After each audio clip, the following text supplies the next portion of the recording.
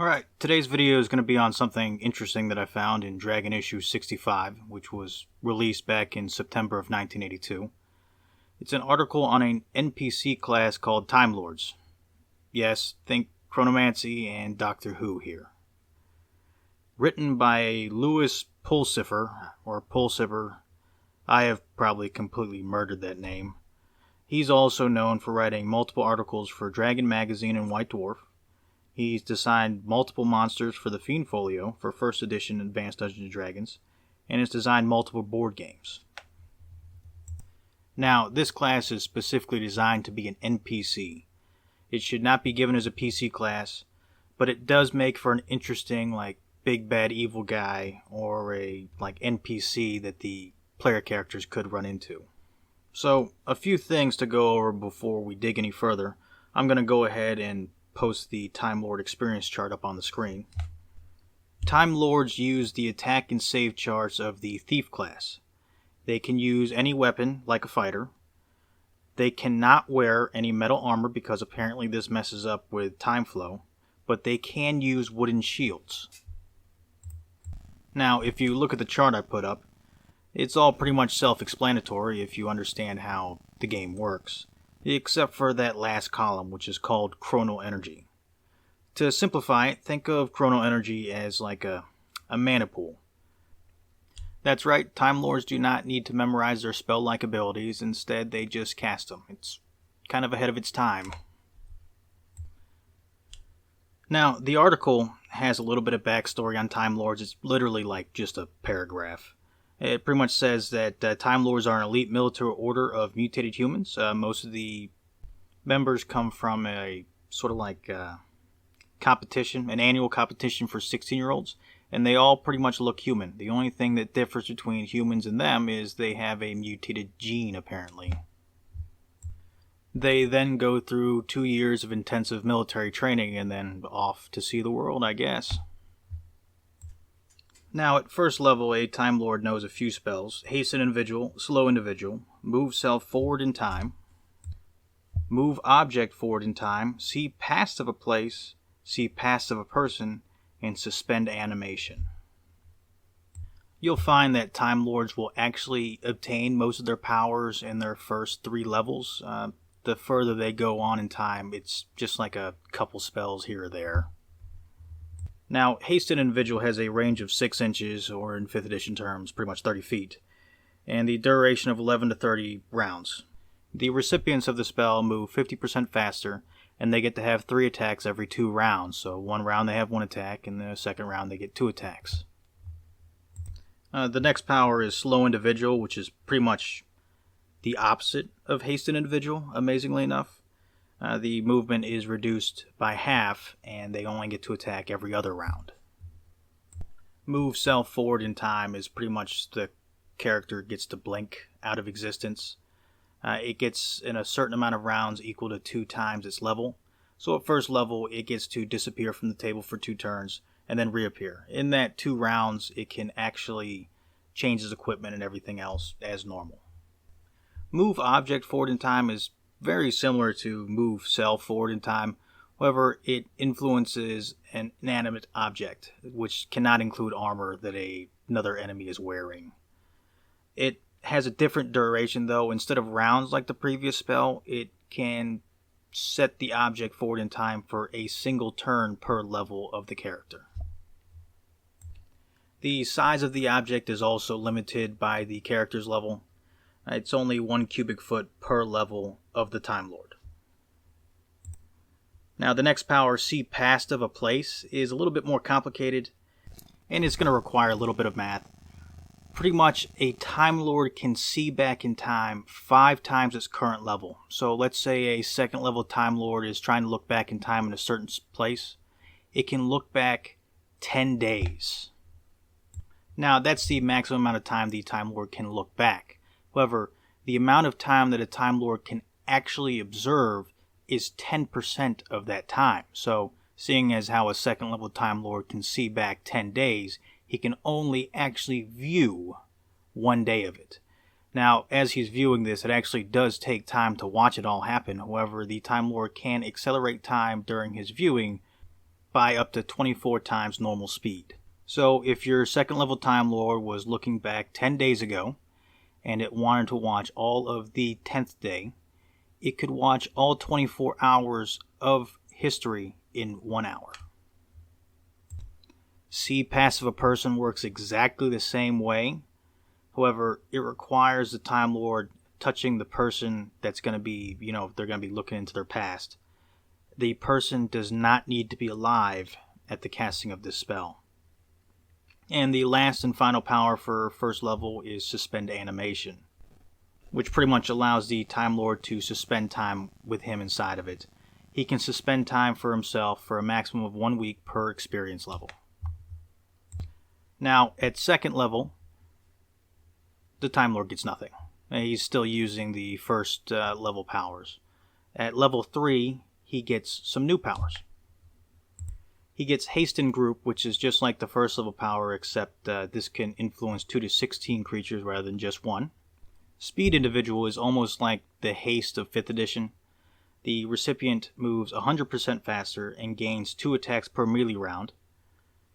However, once the duration of the spell expires, the recipient is exhausted for an identical length of time.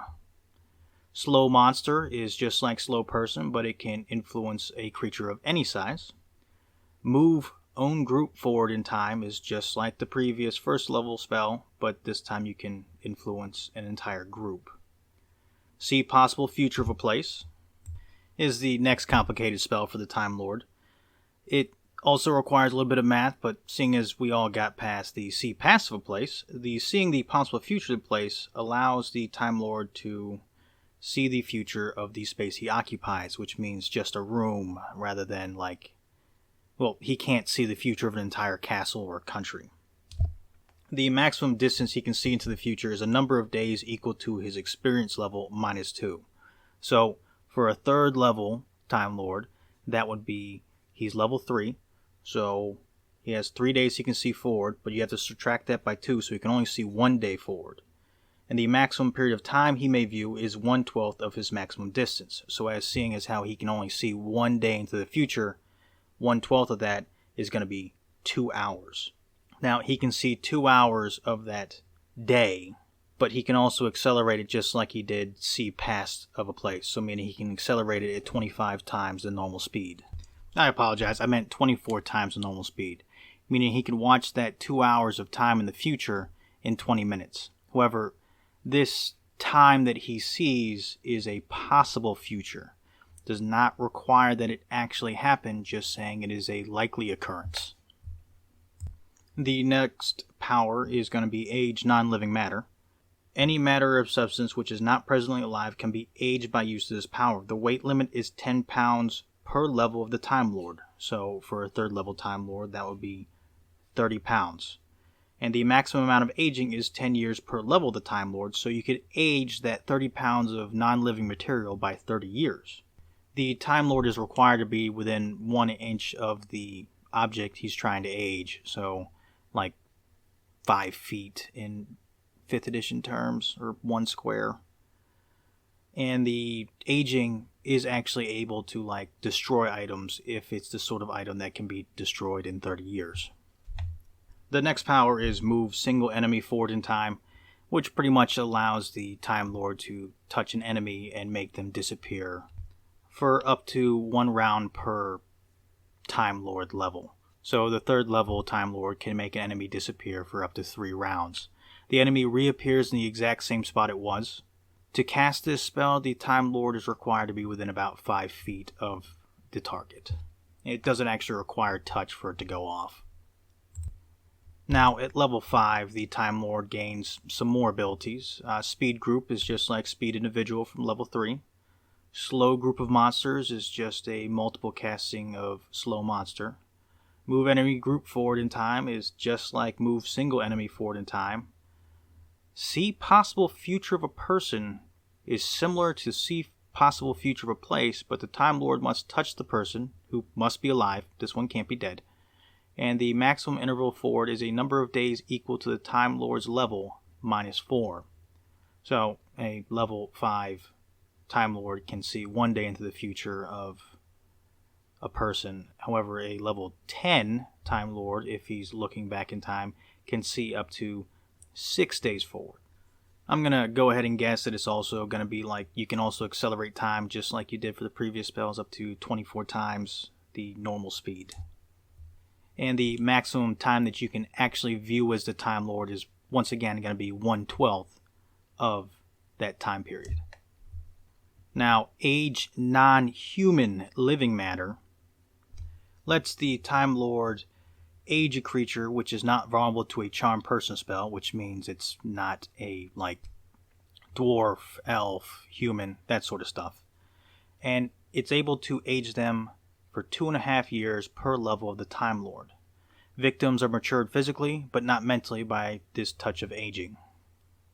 Now, level 7 spells, some of them are similar, but some of them are a little bit different. The first one they'll get is move spell forward in time. The Time Lord may move a spell cast by someone in his party, in which has a physical manifestation, and he has seen before. The spell gets a saving throw as though it were a magic user of the spell's level. The maximum interval a spell can be sent forward is 1 round per level of a Time Lord divided by the level of the spell, rounding down to the nearest round. Now, when I first read that, I was like, that sounds kind of stupid. But if you have a magic user casting Fireball and then your Time Lord sets the Fireball to instead go off 5 rounds in the future, and then does that for the next 3 rounds, when that 5th round finally hits, it's going to be 4 Fireballs going off in the same amount of time. Partial Time Stop works just like the 9th level magic user spell Time Stop, but only 1 creature is affected and a saving throw is allowed. Age Humanoid is just like Age Non-Human Living Matter. However, this power ages anyone subject to a Charm Person spell up to a maximum of 2.5 years per level of the Time Lord. This effect may be counteracted by a Longevity Potion. Alter Past, this is definitely a new one, has a range of 2 inches or 10 feet. The Time Lord is able to attempt to alter some action which occurred in the immediate preceding round. Usually this will amount to someone rolling a saving throw again or re-rolling an attack or damage die. The Dungeon Master must ensure that this is a limited power, which is part of the reason why this probably should not be given as a player character class. When the power is used in an attempt to adversely affect an opponent, that character or creature is allowed a saving throw. Temporal Status has a range of 5 feet and has the same effect as the 9th level magic user spell of the same name. At level 8, the Time Lord gains access to the Time Stop ability, which is similar to the magic user spell of the same name, but his saving throws allowed. And it has the access to the ability Super Age, which has a range of 5 feet and pretty much has the exact same effect as the Disintegrate spell. However, this ability can be reversed by another Time Lord. At level 10, the Time Lord gains its final ability, which is Time Stop Group. It has the same effect as a magic user Time Stop spell, but a save is allowed. The affected creatures must be within 1 inch of the Time Lord, and the maximum number which may be affected is equal to the Time Lord's level. So even at level 10, as long as there's less than 10 people around you within 5 feet, you can cast Time Stop on all of them at the same time. Now, it's already been mentioned a few times in these spell descriptions, but some of these powers are reversible. Only the 4 aging powers, Age Non-Living Matter, Age Non-Human Living Matter, Age Human, and Super Age, can be reversed by another Time Lord. The experience level needed to perform the reversed form is 1 level higher than that needed for the non-reversed form. So, if a Time Lord had cast Super Age at level 8, it would require a level 9 chrono energy use to reverse the spell.